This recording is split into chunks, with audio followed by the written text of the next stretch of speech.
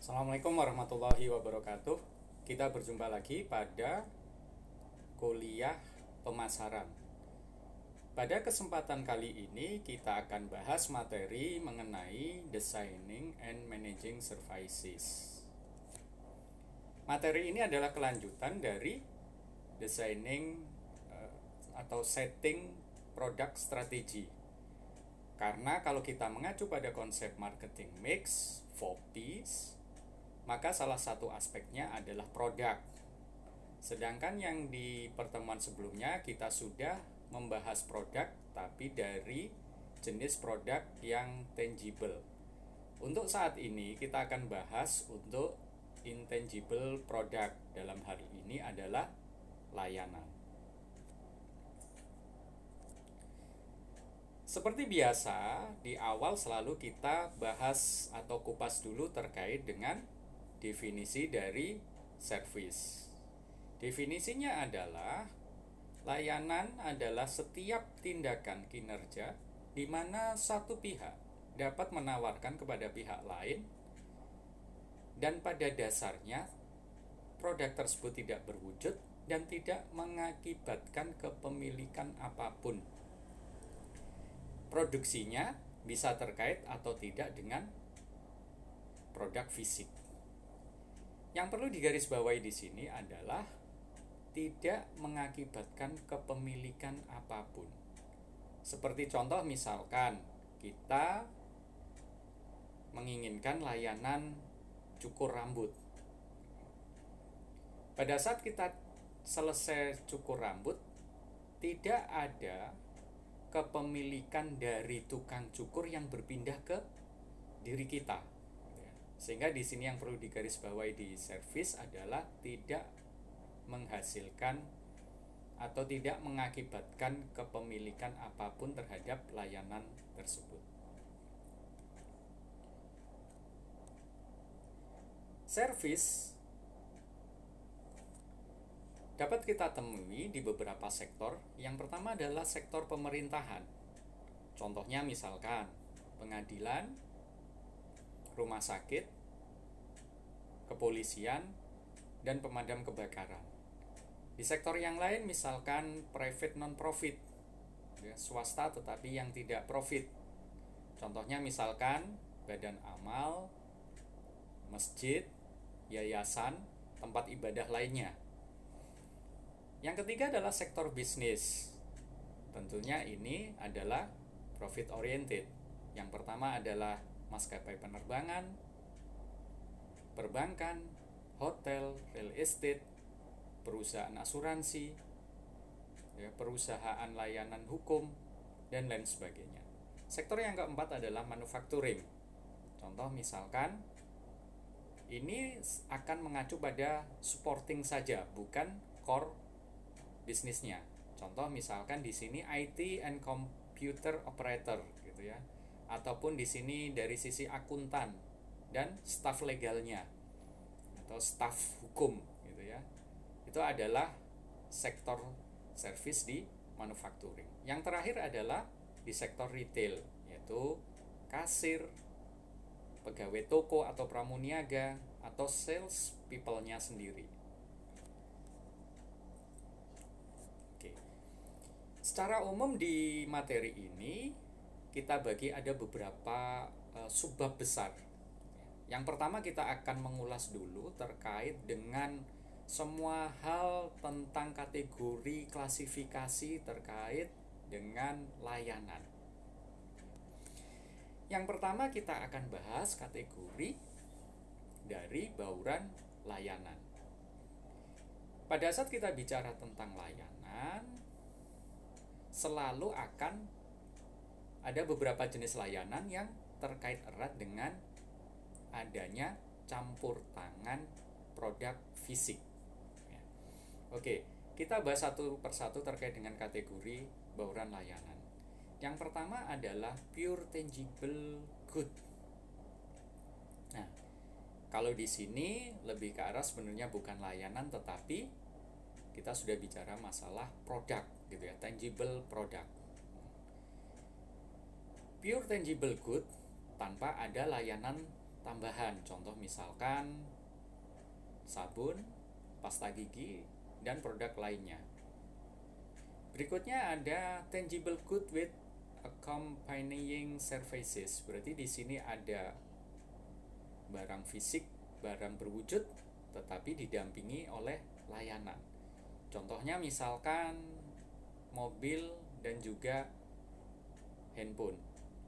Mobil biasanya mereka jual, kemudian ada layanan apa? Layanan penjualan, layanan nanti gratis servis, dan layanan-layanan yang lainnya. Begitupun juga dengan handphone. Ada layanan servis, ada layanan, apalagi kalau misalkan dibundling dengan dari operator seluler.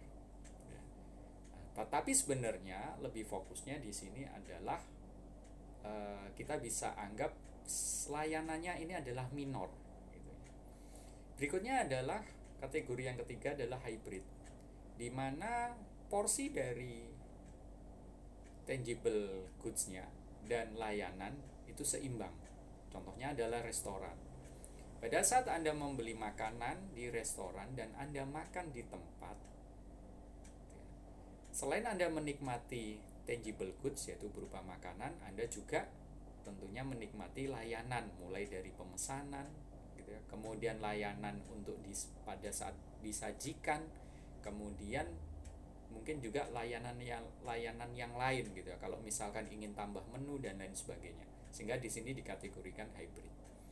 Berikutnya adalah major service with accompanying minor goods. Berarti di sini fokusnya adalah ke layanannya, gitu ya. Tangible goods and services ini ada tambahan yang lain tetapi minor, bukan mayor. Contohnya adalah layanan penerbangan, ya, di mana nantinya biasanya ada layanan tambahan, misalkan berupa tangible goods yaitu snack, drink, ataupun layanan tambahan yang lain. Nah, di sini major service-nya adalah layanan penerbangan, yaitu memindahkan Anda dari satu kota ke kota yang lain. Ya. Seperti tadi, kalau kita mengacu pada definisi di awal, di layanan penerbangan bukan kemudian nanti setelah Anda mendapatkan layanan ada apa? Kepemilikan yang berpindah, gitu ya.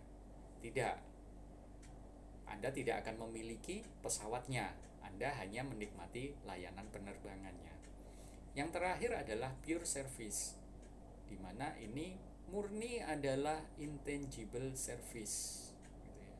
Seperti contohnya babysitting, psikoterapi, massage, itu adalah semuanya adalah pure service. Memang untuk contoh misalkan massage, bisa jadi ada beberapa layanan ada tambahan minor goods, gitu ya, misalkan minyaknya, gitu ya. Terus juga ada untuk dipannya, gitu. Seperti itu. Tetapi untuk babysitting, psikoterapi ini tangible goods-nya jauh lebih minor lagi, bahkan ada beberapa layanan babysitting dan psikoterapi tanpa ada dukungan physical goods. Oke.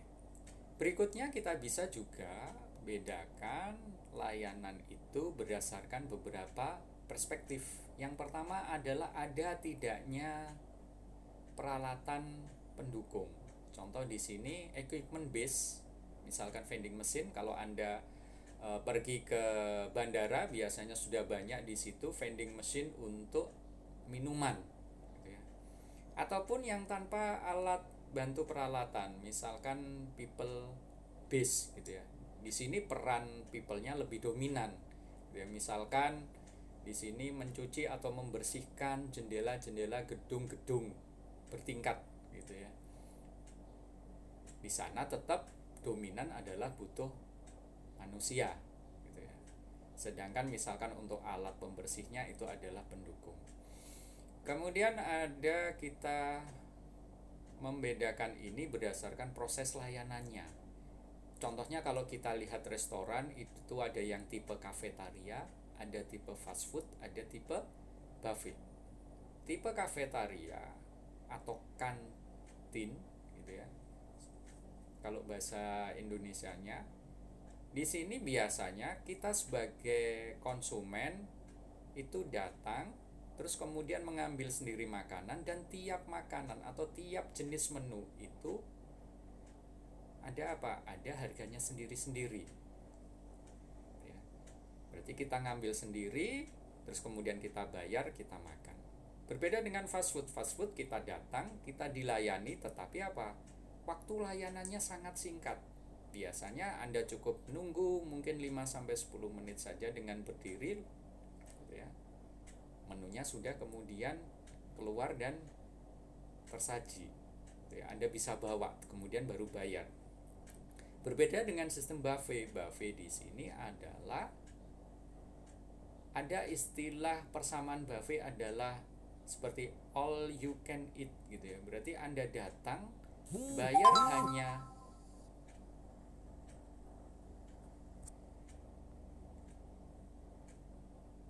maaf, ada sedikit gangguan. Anda datang hanya bayar satu kali untuk jumlah tertentu, dan Anda bisa menikmati semua menu yang tersedia gitu ya. Nah, itu adalah sistem buffet. Kemudian bisa juga membedakan berdasarkan apa? Kehadiran dari klien. Diperlukan hadir atau tidak. Contoh misalkan kalau proses operasi bedah gitu ya, tentunya ya kliennya harus datang. Sedangkan kalau seperti perbaikan mobil, ya di sini klien tidak diperlukan untuk datang.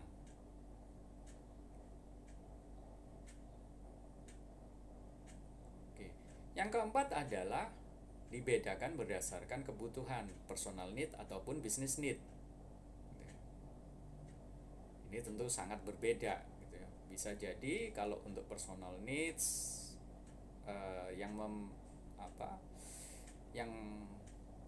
yang dilayani hanya satu orang, kalau business need banyak orang. Kemudian tujuannya profit atau non profit. Kalau kita lihat aspek yang lain, ownership, private atau public, gitu ya, swasta atau government. Nah, biasanya kecenderungannya adalah layanan yang diberikan oleh government untuk publik biasanya non profit. Sedangkan untuk layanan yang diberikan oleh swasta biasanya profit oriented. Ini adalah pembedaan dalam layanan. Berikutnya coba kita juga bisa lihat pembedaan ini berdasarkan gambar berikut. Ini adalah yang namanya grafik yang menggambarkan rangkaian evaluasi dari berbagai jenis produk dan layanan. Contoh di sini, kalau kita lihat gambar ini dari sisi ada sisi kanan kiri, di situ ada easy to evaluate, ada difficult to evaluate. Terus kemudian yang sisi bawah ada high in search quality, high in experience quality, dan high in credence quality.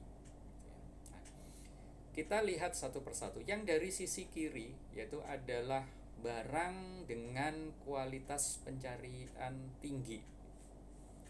Nah, ini lebih ke arah biasanya tangible product atau tangible goods, yaitu di mana karakteristik dari produk tersebut dapat dievaluasi sebelum membeli. Nah, contoh misalkan pakaian, perhiasan, perabot, kemudian rumah gitu ya, terus kemudian misalkan kendaraan, itu Anda bisa melakukan evaluasi sebelum Anda membeli. Pakaian Anda bisa coba dulu gitu ya. Perhiasan juga bisa dicoba, mebel bisa dicoba, rumah bisa Anda evaluasi, Anda perkirakan ini kualitas bangunannya seperti apa sebelum Anda membeli. Kendaraan juga sama, bahkan ada test drive gitu ya. Nah, itu kelompok yang pertama. Yang kedua adalah yang di tengah, adalah barang atau jasa yang memiliki kualitas pengalaman tinggi. Karakteristik dari barang dan jasa ini adalah dapat dievaluasi oleh pembeli setelah dilakukan pembelian. Contohnya di sini adalah misalkan restoran, ya. Terus untuk liburan, untuk potong rambut. Nah, setelah Anda misalkan makan di restoran, setelah Anda liburan, misalkan menggunakan tour guide gitu ya, kemudian Anda cukur rambut. Setelah Anda menikmati layanan tersebut, Anda bisa gitu ya mengevaluasi, oh ini memuaskan tidak gitu ya, dan lain sebagainya. Yang terakhir adalah sebelah kanan adalah barang atau dan jasa yang memiliki kualitas kepercayaan tinggi. Maksudnya apa? Karakteristiknya biasanya sulit dievaluasi bahkan setelah dikonsumsi atau dinikmati. Contohnya adalah perbaikan televisi, layanan hukum gitu ya, terus kemudian terkait dengan misalkan cabut gigi gitu ya di dokter gigi, kemudian perbaikan kendaraan dan juga diagnosa kesehatan. Kenapa sulit? Karena kita setelah kemudian contoh misalkan televisi diperbaiki, kita tidak bisa langsung mengevaluasi bahwasanya oh yang satu baik gitu ya, misalkan teknisi yang satu bagus, yang satu jelek hasil maintenance-nya atau hasil perbaikannya. Kita baru bisa mengevaluasi setelah mungkin berbulan-bulan. Oh, yang satu itu jelek karena baru seminggu diperbaiki sudah rusak lagi. Oh, teknisi yang lain itu bagus karena sudah berbulan-bulan setelah diperbaiki masih awet. Nah, ini kan sulit gitu ya untuk dievaluasi. Oke, berikutnya kita juga bisa membedakan layanan itu berdasarkan berikut ini. Berdasarkan karakteristiknya. Yang pertama adalah tentunya kalau karakteristik layanan cenderung adalah mempunyai karakteristik intangibility. Tidak berwujud, tidak bisa dilihat, tidak bisa dirasakan, tidak bisa dibau, tidak bisa didengar sebelum kita memakainya. Kita sebelum kita membelinya, sebelum kita mengkonsumsinya, sebelum kita menikmatinya. Kemudian karakteristik yang kedua adalah inseparability. Layanan ini tidak bisa dipisahkan antara proses produksi dan konsumsinya. Berarti ini harus disampaikan secara bersamaan, secara simultan. Kalau misalkan Anda cukur rambut, di situ harus ada apa? Tukang cukurnya dan Anda sendiri. Tidak bisa kemudian orang tukang cukur rambutnya memvisualisasikan dulu cara nyukur, disimpan, kemudian dibawa ke rumah Anda bisa kemudian menggunakan visualisasi itu tadi untuk mencukur rambut Anda. Tidak bisa. Itu namanya inseparability gitu, tidak bisa dipisahkan. Berikutnya adalah variability. Kualitas layanan sangat tergantung pada siapa yang memberikan layanan tersebut, kapan, di mana, dan untuk siapa. Pertama, siapa? Nah, bisa jadi misalkan di cukur rambut itu ada misalkan 2 atau 3 tukang cukurnya. Nah, ini tentu memberikan layanan bisa berbeda. Ada yang mungkin biasa-biasa saja, ada yang bagus, ada yang sangat bagus. Terus kemudian kapan dan di mana? Tempat juga mempengaruhi. Ada yang cukur rambutnya di bawah pohon, ada cukur rambut yang mungkin di kios, ada cukur rambut yang di mall dan lain sebagainya. Dan untuk siapa? Nah, ini juga akan berbeda-beda siapa yang merasakan layanan tersebut. Sehingga di sini layanan variabilitasnya sangat tinggi. Karakteristik yang terakhir adalah perishability, di mana di sini layanan tidak dapat disimpan sehingga dia bisa rusak atau tidak awet. Nah, ini akan menjadi masalah pada saat permintaan terhadap layanan tersebut berfluktuasi. Nah, Kita akan bahas satu persatu lebih detail tiap-tiap karakteristik ini. Oke, yang pertama adalah terkait dengan intangibility. Oke, layanan memang tidak bisa dilihat, tidak bisa dirasakan, tidak bisa dibau gitu ya. Tetapi perlu apa? Fasilitas pendukung berupa apa? Bukti fisik gitu ya.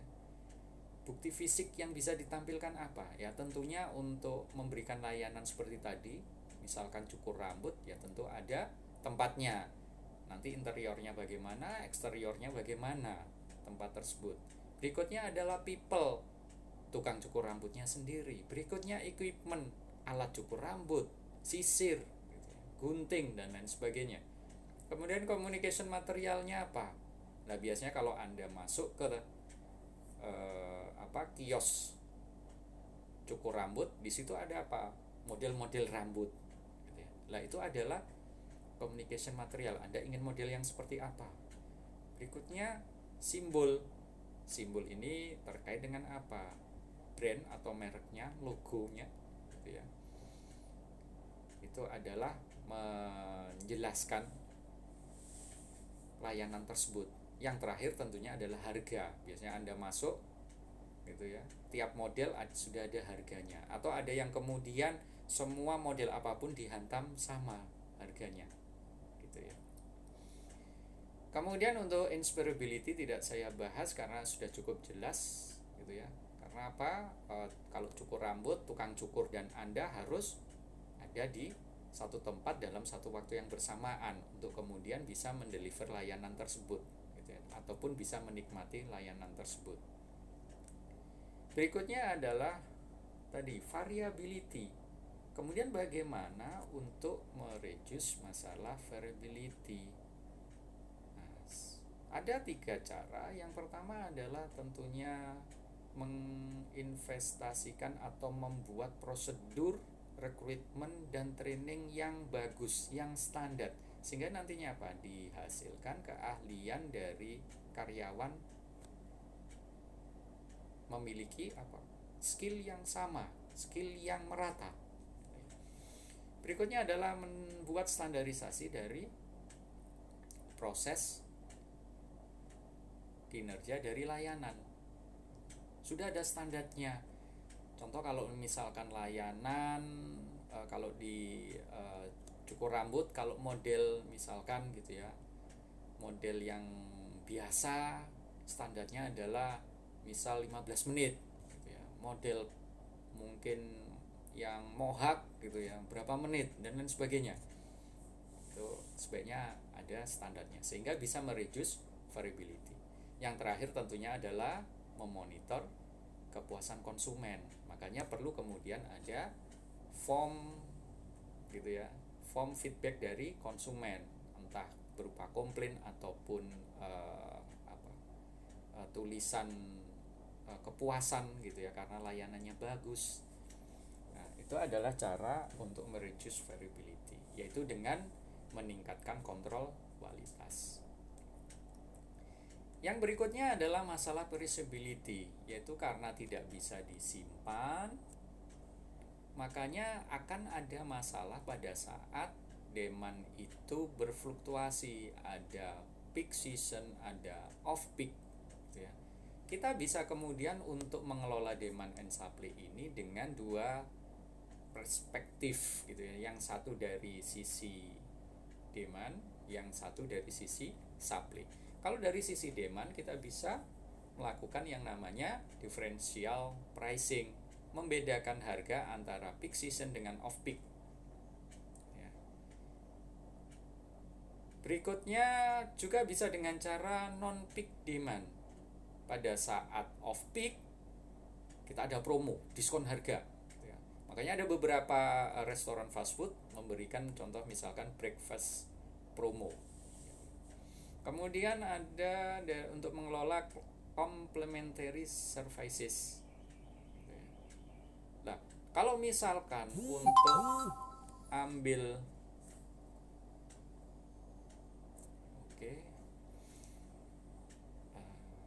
Oke, kalau misalkan untuk ambil uang gitu ya, harus semua di teller. Kalau pada saat peak hours, nah ini kan antriannya lama.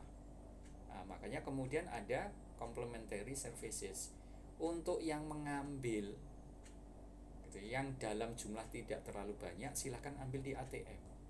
Nah, itu mengelola dari sisi demand. Kemudian adalah sistem reservasi. Lah, untuk supaya konsumen itu tidak kecewa pada saat misalkan ingin menggunakan layanan tersebut, oh ternyata sudah full book gitu ya, makanya kemudian dibuka sistem reservasi.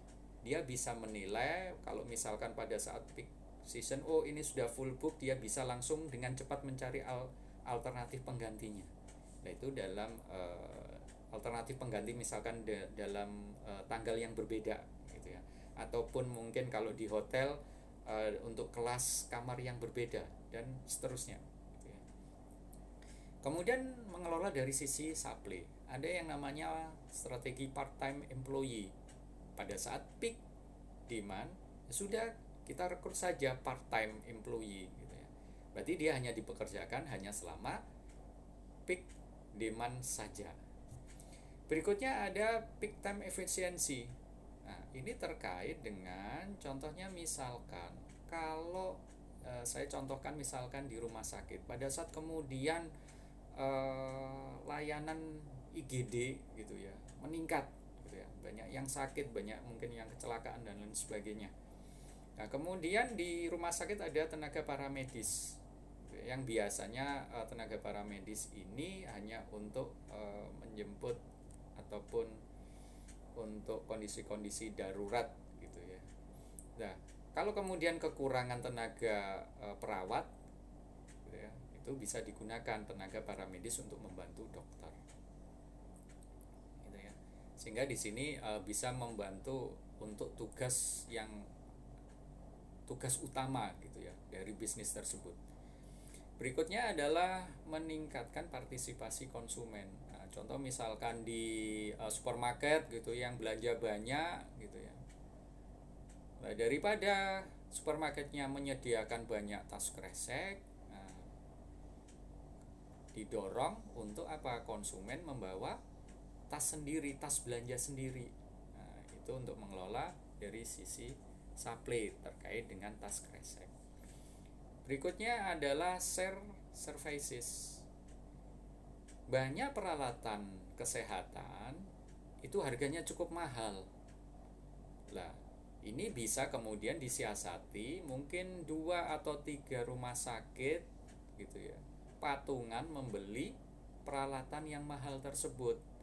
Tinggal nanti misalkan penempatannya berdasarkan yang kontribusinya terbesar, itulah kemudian tempat ditempatkannya peralatan tersebut. Dengan seperti ini tinggal kemudian nanti apa? Ya diatur saja gitu kan jadwal pemakaiannya. Itu pengelolaan dari sisi supply yang keempat. Yang terakhir adalah tentunya menggunakan atau membuat investasi untuk ekspansi masa depan. Contohnya misalkan di sini taman hiburan gitu ya, sudah dibuka kemudian sudah rame, dia sudah mulai berpikir untuk investasi untuk ekspansi, yaitu memperluas taman hiburan dengan membeli tanah di sekitarnya untuk pengembangan nantinya gitu ya. Nah ini juga pengelolaan dari sisi supply. Oke, kita sudah tadi membahas banyak terkait dengan submateri gitu ya, pengkategorian, pengklasifikasian. Yang berikutnya adalah coba kita lihat hubungannya layanan ini dengan konsumen. Nah, ada sebuah pergeseran dalam hubungan konsumen dengan provider atau produsen jasa. Ada beberapa jenis pergeseran. Yang pertama adalah customer empowerment, di mana di sini perusahaan berusaha memberdayakan pelanggan. Dengan cara apa? Jika layanan buruk, perusahaan menyediakan media komplain. Tetapi jika kemudian layanannya baik, perusahaan juga menyediakan media untuk konsumen tersebut memberikan reward. Nah, sehingga nantinya juga bisa ditambahkan sebuah testimoni gitu ya. Testimoni yang bisa kemudian dikirim ke siapapun juga, misalkan lewat media sosial dan lain sebagainya. Nah, contohnya misalkan sekarang banyak layanan online yang memfasilitasi ini. Contoh misalkan Gojek gitu. Kalau Anda merasa kok layanannya buruk, Anda kasih misalkan drivernya hanya bintang 1, bintang 2 gitu ya. Tetapi kalau bagus bintang 5, bahkan Anda bisa memberikan tip tambahan gitu ya. Itu pemberdayaan pelanggan. Berikutnya adalah yang namanya customer co-production, yaitu memproduksi layanan bareng dengan konsumen. Di sini konsumen akan memperoleh nilai lebih dan merasakan hubungan yang lebih kuat dengan produsen.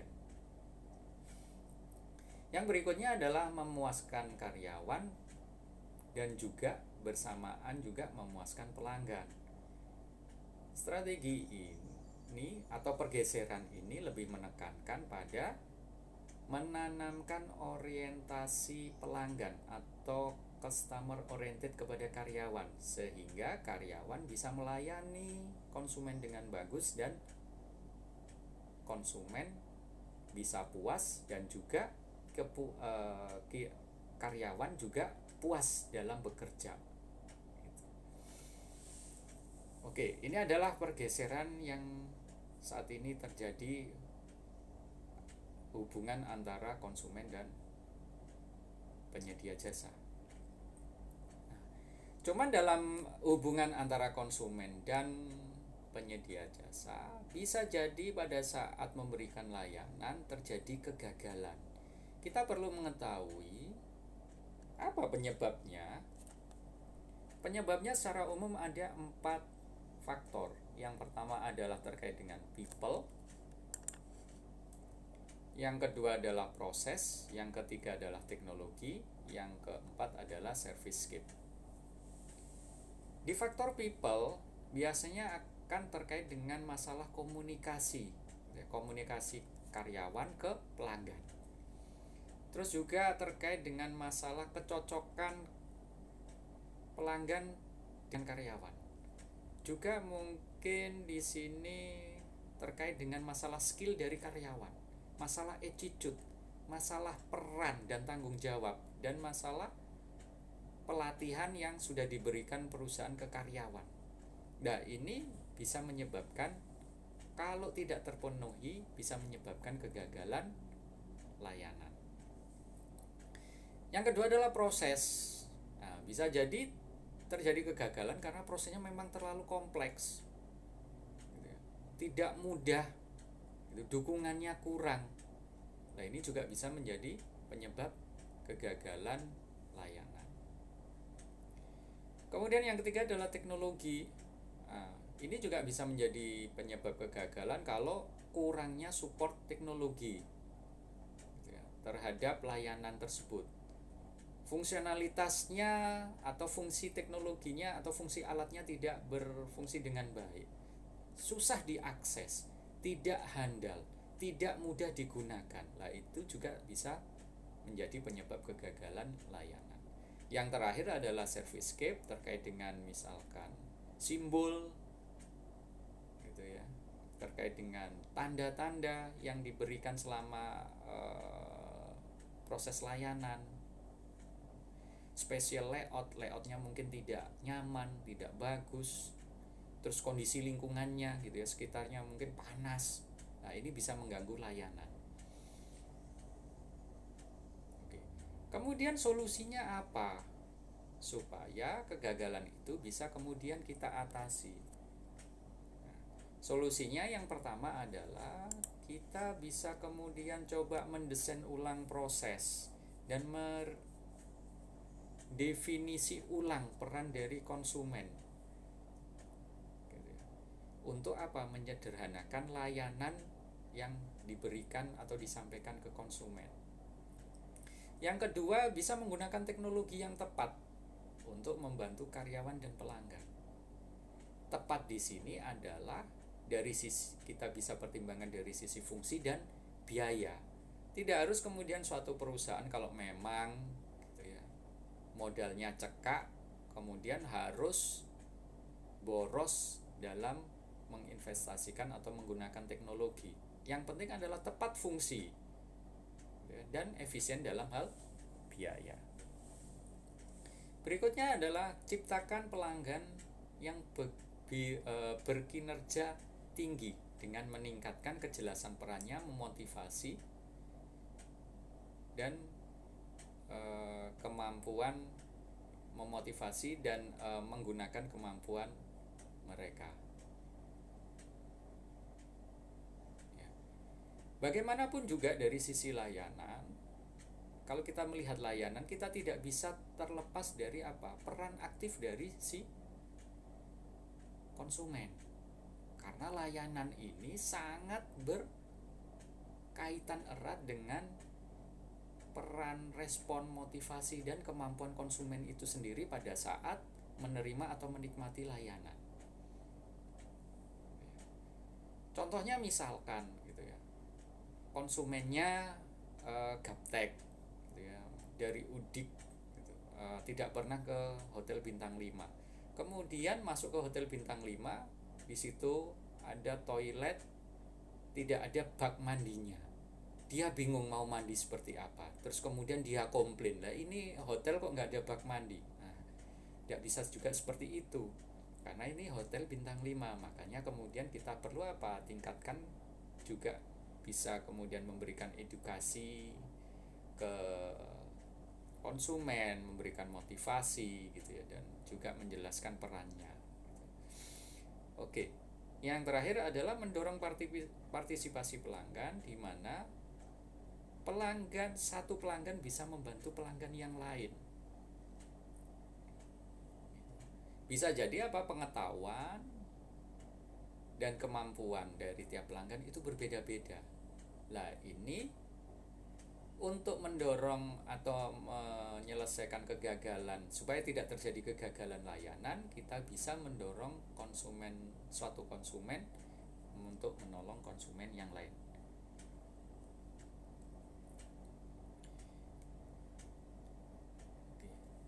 Solusi ini nantinya bertujuan untuk apa? Mencapai yang namanya marketing excellence gitu ya, keunggulan dalam pemasaran suatu perusahaan. Tetapi di sisi yang lain, kita juga bisa melihat dari perspektif yang berbeda, bagaimana untuk mencapai marketing excellence.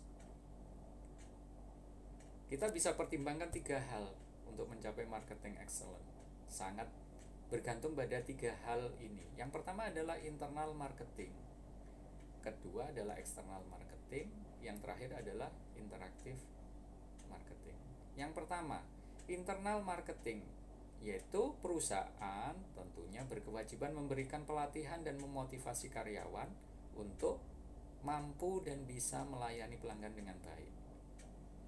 Kalau external marketing adalah aktivitas dalam menyiapkan, menentukan harga, mendistribusikan, mempromosikan layanan kepada pelanggan. Itu adalah external marketing. Berarti kalau internal itu kaitannya dengan karyawan, kalau eksternal adalah kaitannya dengan pelanggan. Kemudian ada interaktif marketing. Di sini adalah menuntut keterampilan karyawan dalam melayani klien. Kita bisa melihat dari sisi klien itu akan menilai layanan itu dari sisi yang pertama kualitas teknisnya. Kalau saya contohkan terkait dengan operasi gitu ya, operasi di rumah sakit, apakah operasi tersebut berhasil atau berlangsung dengan sukses? Itu adalah kualitas teknis. Klien juga atau konsumen bisa menilai dari sisi kualitas fungsinya. Kalau saya contohkan tadi operasi di rumah sakit, kita bisa bertanya, apakah dokter selama melakukan operasi itu menunjukkan perhatian dan mampu memotivasi sehingga apa? Pasien tersebut percaya diri untuk menjalani operasi. Nah, itu adalah kualitas fungsional. 3 ini sangat dibutuhkan untuk mencapai marketing excellence gitu ya di industri jasa. Submateri yang berikutnya, dalam merumuskan suatu strategi pemasaran di industri jasa, kita juga bisa mengambil yang namanya apa? Best practice dari apa? Perusahaan jasa terbaik.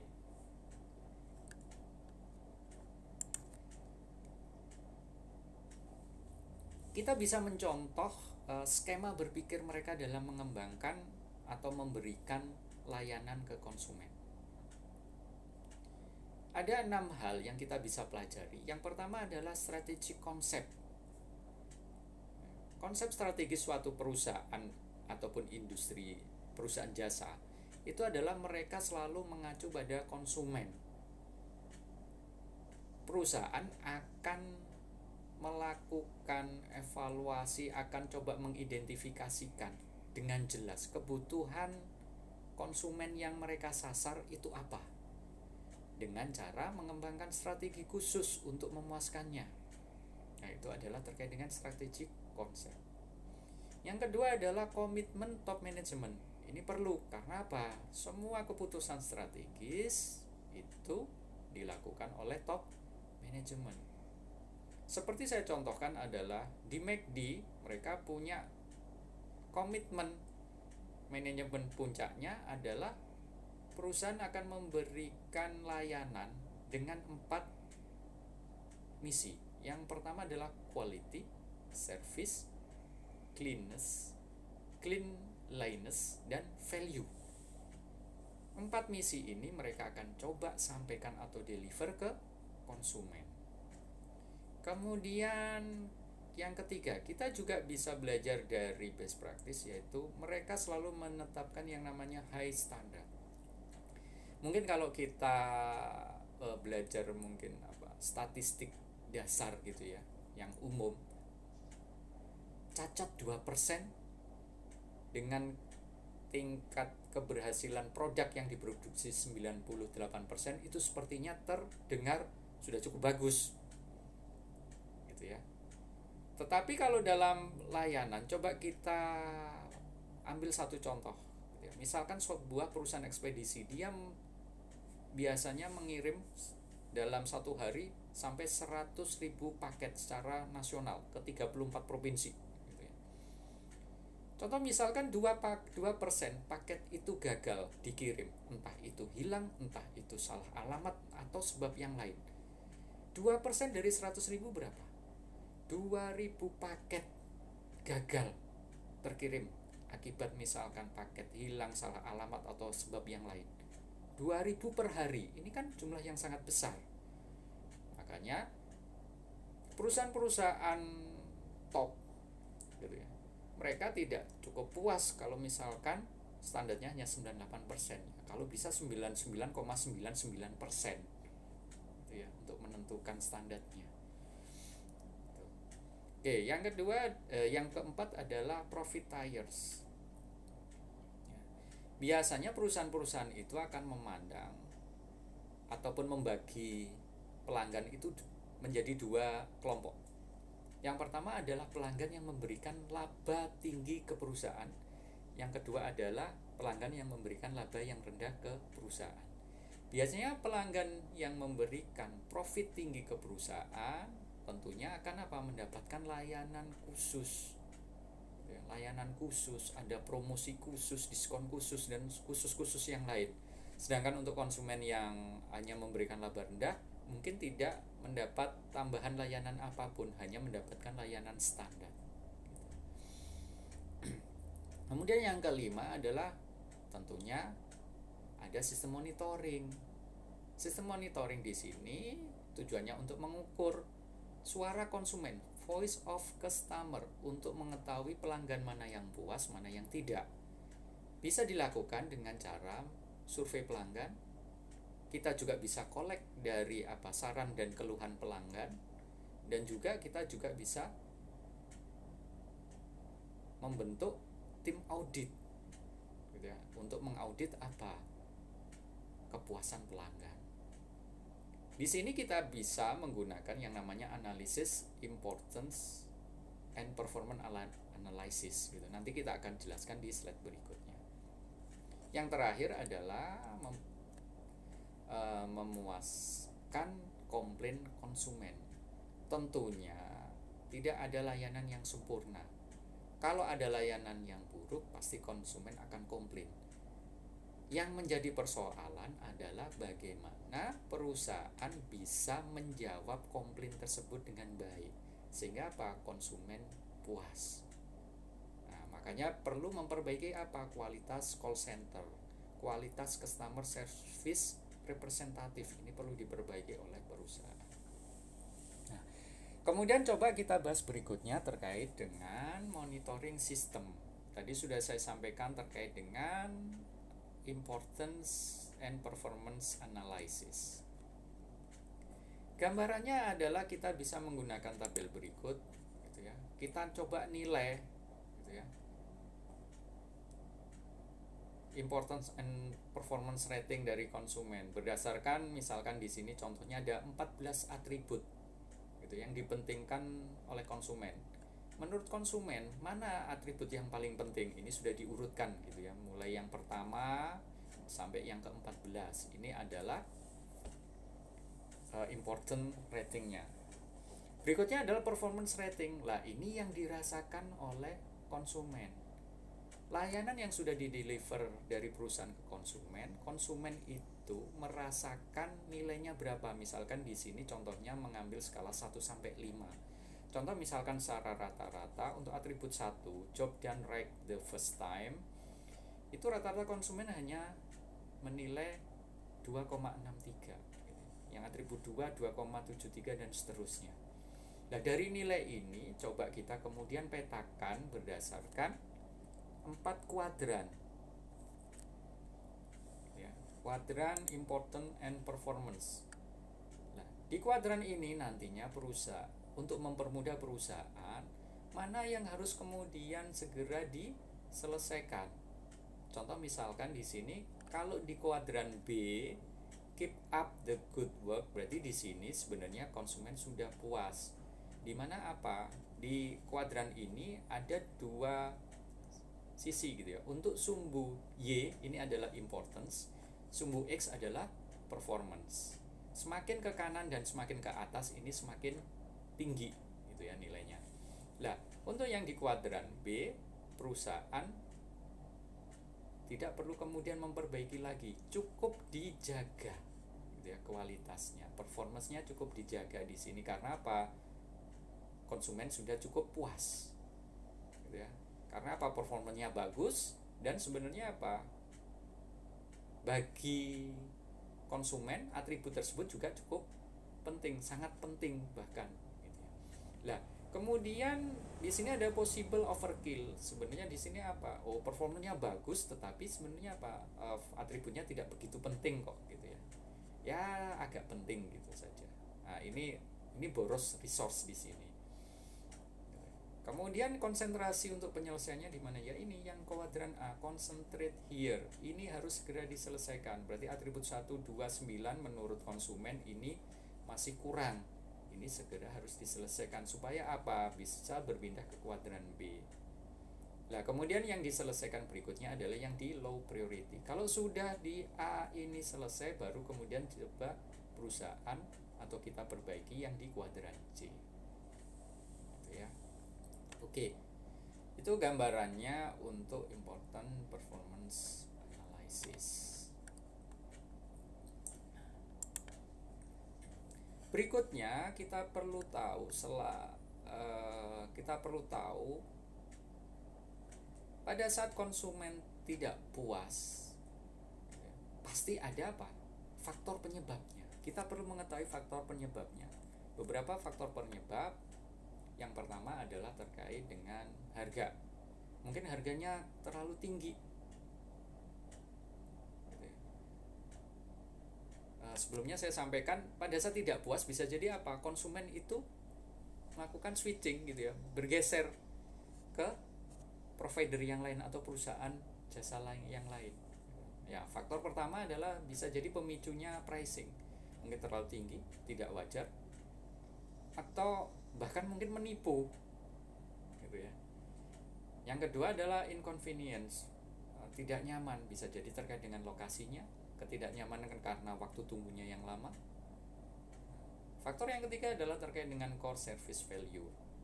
Pada saat layanan ini disampaikan, mungkin terjadi kesalahan pada saat misalkan cukur rambut, agak petal gitu ya. Ataupun kesalahan billing, jumlah tagihan tidak sesuai yang dijanjikan. Berikutnya adalah service encounter failure. Ini terjadi karena misalkan ada ketidakpedulian, tidak sopan, ataupun tidak responsif gitu ya, terhadap konsumen. Nah, konsumen jadi juga tidak puas gitu ya, terhadap layanan tersebut, sehingga juga bisa switch ke layanan atau provider yang lain. Faktor pemicu berikutnya adalah respond to service failure. Nah, sudah layanan ini terjadi kegagalan, tapi responnya apa? Pada saat dikomplain tidak ada respon, atau bahkan negatif, marah-marah, dikomplain marah, perusahaan marah-marah, atau enggan, ogah-ogahan gitu ya, merespon. Nah, ini juga bisa kemudian mengakibatkan konsumen pindah ke penyedia yang lain. Kemudian masalah kompetisi. Ternyata penyedia yang lain memberikan layanan yang lebih baik kok. Nah, makanya konsumen juga bisa berpindah. Atau faktor yang lain, masalah etik gitu. Perusahaan melakukan kecurangan gitu, jiplak misalkan, melakukan layanan yang tidak aman, ataupun hard sell gitu ya, agak maksa gitu, maksa untuk menjual layanannya gitu. Untuk apa? Ya untuk misalkan mendapat manfaat jangka pendek saja gitu. Ini adalah masalah etik. Yang terakhir adalah involuntary switching. Ya, karena misalkan kalau Anda biasa cukur rambut di suatu tempat, ternyata cukur rambutnya pindah atau tutup. Ya, mau nggak mau kalau sudah gondrong mau cukur rambut, ya Anda cari penyedia yang lain.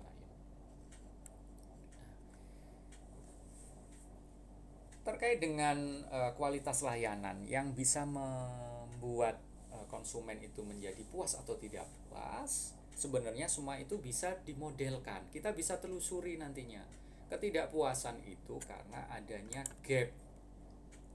Gap ini kita bisa lihat dalam service quality model. Nah, berikut ini gambaran service quality model. Mungkin kalau nanti terlalu kecil Anda bisa, malah kepotong.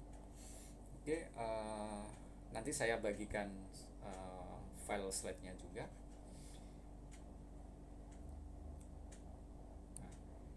Ketidakpuasan itu terjadi pada saat Anda bisa lihat di sini ada expected service, ada perceived service.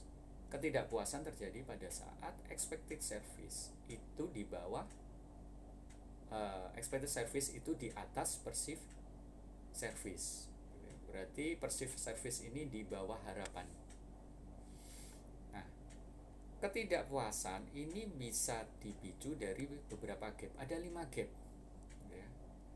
Gap yang pertama di sini, gap kedua, ketiga, keempat, dan kelima. Saya akan jelaskan satu persatu. Gap yang pertama terjadi pada saat hubungan antara manajemen dan expected service. Gap ini terjadi pada saat manajemen tidak tepat memahami apa yang diinginkan pelanggan. Contoh misalkan, manajemennya berpikir bahwasanya untuk layanan rawat inap, ini perlu kualitas makanan yang bagus. Sedangkan pelanggannya sebenarnya kebanyakan menginginkan apa? Perawat yang responsif. Nah, ini terjadi gap yang pertama. Ini juga akan bisa menyebabkan ketidakpuasan konsumen. Gap yang kedua adalah terjadi di antara manajemen perception dan translasi dari persepsi manajemen itu ke dalam spesifikasi kualitas layanan. Nah, ini terjadi disebabkan karena manajemen mungkin memahami keinginan pelanggan tetapi tidak menetapkan standar kinerja yang jelas. Contoh misalkan tadi, oke, sudah sepakat gitu ya, respons dari perawat yang diutamakan oleh pelanggan, tetapi perusahaan atau manajemen tidak menentukan standarnya berapa menit. Nah, ini juga akan terjadi gap. Gap yang ketiga adalah terjadi antara translasi manajemen perception ke spesifikasi kualitas menjadi dengan service delivery.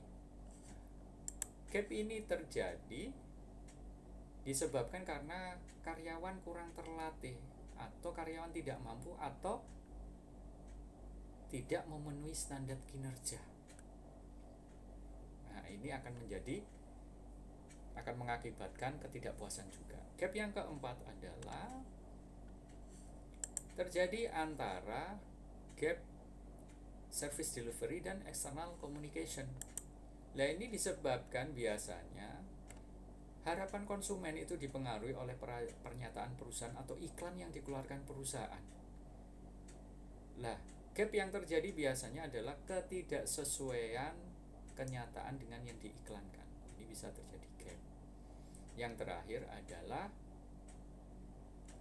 gap yang terjadi antara expected service dengan perceived service, yaitu disebabkan di mana konsumen salah mengartikan layanan yang diberikan atau salah mengartikan kualitas layanan yang diberikan.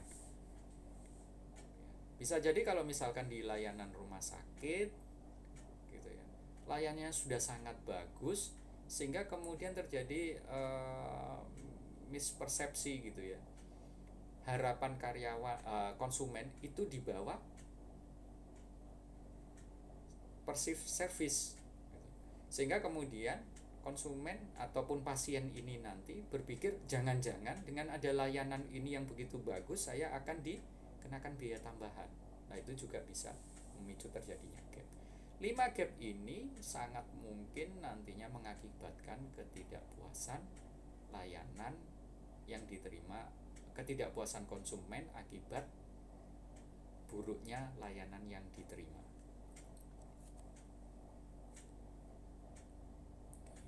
Nah, kualitas layanan yang diberikan oleh penyedia jasa ini biasanya ditentukan oleh beberapa faktor juga. Mungkin satu perusahaan memberikan kualitas layanan yang sangat bagus, perusahaan yang lain yang tidak. Itu bisa dipengaruhi oleh 5 faktor. Apa saja 5 faktor tersebut? Yang pertama adalah reliability. Reliability ini adalah kemampuan untuk melakukan atau memberikan layanan yang dijanjikan dengan handal dan akurat. Yang kedua adalah responsiveness, yaitu ketersediaan atau kesediaan untuk membantu pelanggan dan memberikan layanan yang cepat.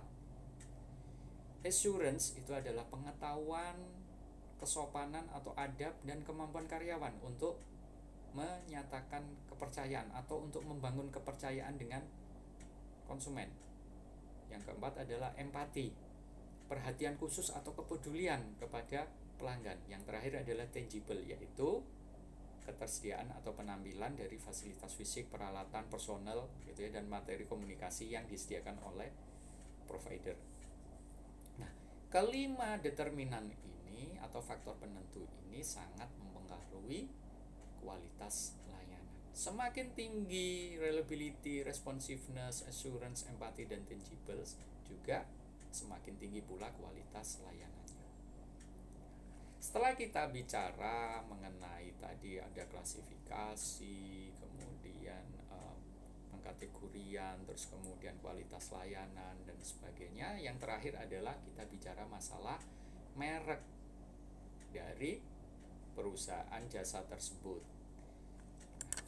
Kita perlu sedikit membahas ini karena ini sangat penting, karena merek ini membawa profil secara langsung dan tidak langsung membawa atau menyajikan profil dari layanan yang akan dideliver ke konsumen. Bagaimana mengembangkan strategi merek untuk layanan? Ada 3 hal yang perlu diperhatikan. Pertama adalah pilih elemen brand dengan tepat, mulai dari logo, simbol, slogan. Ini harus bisa menggambarkan dari layanan yang ingin kita berikan. Yang berikutnya adalah establishing image dimension. Ini terkait dengan, contoh misalkan kalau layanan terkait dengan hotel gitu ya. Image dimensinya apa? Misalkan kalau Sheraton itu image dimensinya adalah comfort gitu ya. Tapi kalau City Hub lebih ke arah hotel budget dari sisi harga. Nah, ini kita harus bisa menyampaikan image dimension apa yang tertuang dalam brand perusahaan kita. Yang terakhir tentunya adalah merancang brand itu sendiri. Nah, ini perlu kemudian mempertimbangkan masalah kualitas dan harga yang ingin disampaikan ke konsumen. Yang terakhir adalah sebagai penutup, konsumen yang mendapatkan layanan tentunya ada mungkin dalam tanda kutip kekhawatiran yang mungkin akan dirasakan oleh konsumen pada saat selama menerima atau menikmati layanan tersebut. Yang pertama adalah kekhawatiran terkait failure frekuensi. Seberapa sering layanan tersebut mengalami kegagalan. Misalkan dalam sebulan berapa kali mengalami kegagalan. Contoh kalau misalkan tadi cukur rambut gitu ya.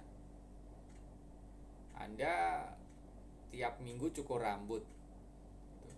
Terus ya berarti 4 kali. Dalam 4 kali tersebut Anda cukur rambut, berapa kali mengalami kegagalan, misalkan tidak sesuai dengan yang Anda inginkan model rambutnya gitu.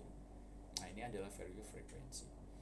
Kemudian downtime, ini masalah berapa lama layanan tersebut tidak bisa Anda nikmati. Nah, misalkan seperti tadi cukur rambut gitu ya. Kemudian Anda mau datang, sudah mau cukur, ternyata kiosnya tutup. Tutupnya bukan hanya seminggu, berminggu-minggu. Lah, ini kan jelek gitu ya. Downtime-nya terlalu lama. Nah, downtime terlalu lama akan juga mengakibatkan ketidakpuasan konsumen.